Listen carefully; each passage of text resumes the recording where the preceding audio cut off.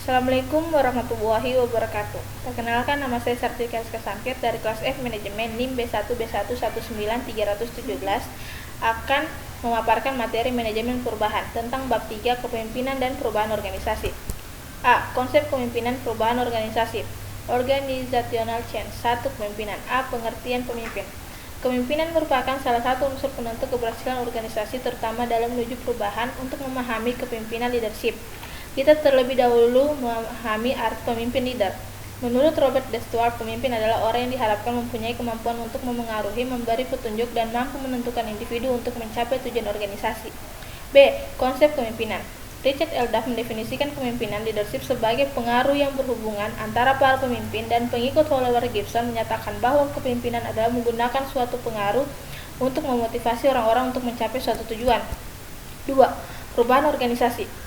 Winardi menyatakan bahwa perubahan organisasi adalah tindakan beralihnya suatu organisasi dari kondisi yang berlaku saat ini menuju kondisi masa yang akan datang menurut yang diinginkan untuk meningkatkan efektivitasnya. Anne Maria 1998 berpendapat bahwa perubahan organisasi suatu tindakan menyusun kembali komponen organisasi untuk meningkatkan efisiensi dan efektivitas organisasi. Mengingat begitu pentingnya perubahan dalam lingkungan yang bergerak cepat, sudah saatnya organisasi tidak menunda pembahasan. Penundaan berarti akan menghadapkan organisasi pada proses kemunduran. Akan tetapi perlu diingat bahwa tidak semua perubahan yang terjadi akan menimbulkan kondisi yang lebih baik. 3. Tanggapan atau komentar tentang kepemimpinan dan perubahan. Richard Duff dalam bukunya Manajemen 1988 menjelaskan bahwa kepemimpinan dapat mendorong serta mendukung untuk membantu pengikut dan organisasi agar lebih menerima serta siap berubah selanjutnya. Charles H. Bishop Jr. dalam bukunya Making Change Happen 1% at Times, Assessing Change Within Your Organization 2001 menyatakan bahwa pimpinan ada pada tingkat puncak memfasilitasi kemampuan untuk perubahan dalam tingkatan mendukung serta mengembangkan kemampuan untuk perubahan. Hasil penelitian tersebut menyiratkan bahwa semakin kuat pimpinan seorang dalam melakukan tindakan untuk perubahan organisasi, semakin tinggi tingkat pencapaian perubahan organisasi. Yang pertama, A. Perubahan teknologi meliputi otomatis bidang proses pelayanan dan sistem informasi seperti CD-ROM dan opat internet.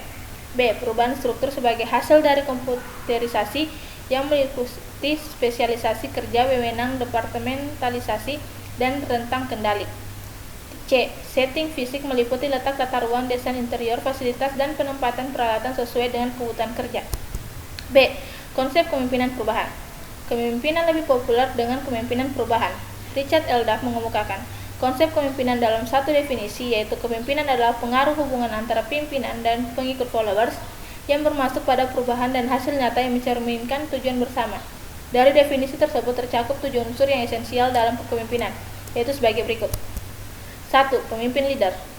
Pemimpin adalah seorang pribadi yang memiliki kecakapan dan kelebihan sehingga mampu memengaruhi orang lain untuk bersama. 2. Pengaruh influence. Suratman menyatakan bahwa pengaruh adalah kekuatan yang muncul dari suatu benda atau orang dan gejala. 3. Pengikut atau followers. Seseorang dikatakan memimpin suatu organisasi karena ada yang dipimpin, yaitu pengikut.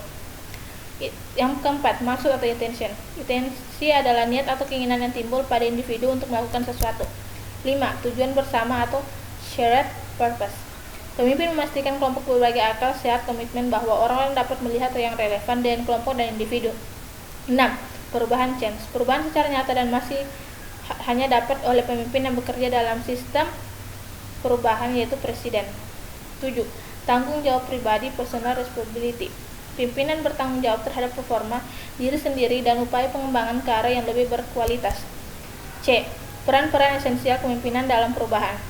Bart Nanus menemukan model khusus yang digunakan untuk memahami peran pemimpin organisasi non-profit yang diwujudkan dalam kegiatan inside the organization, outside organization, present operation, dan on future possibilities.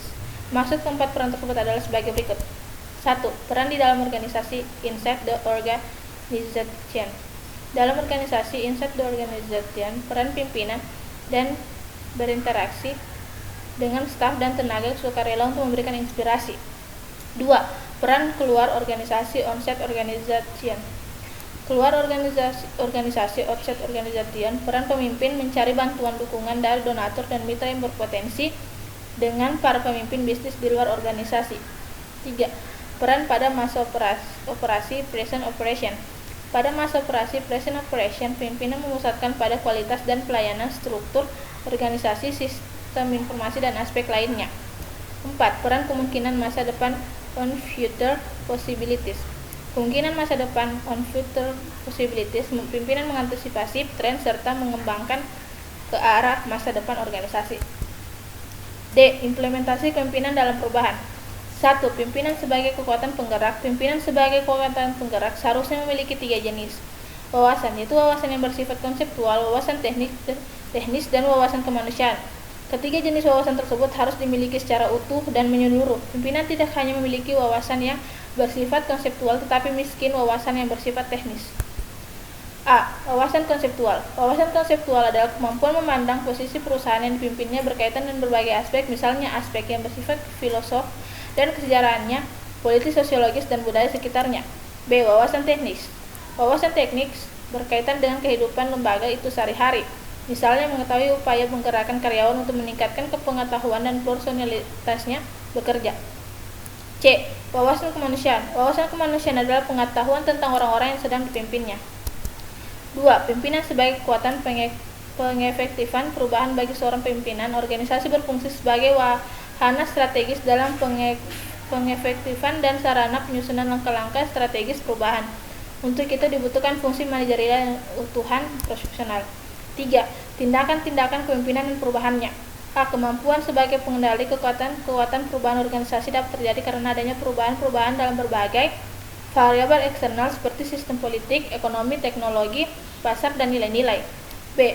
Faktor sebagai kekuatan perubahan. Tekanan perubahan juga datang dari kekuatan perubahan internal. Kekuatan ini merupakan hasil dari faktor-faktor seperti tujuan, strategi, kebijaksanaan manajerial, dan teknologi baru serta sikap dan perilaku karyawan.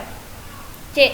Cara-cara pimpinan dalam penanganan perubahan. Ada 2 pendekatan penanganan perubahan organisasi. 1.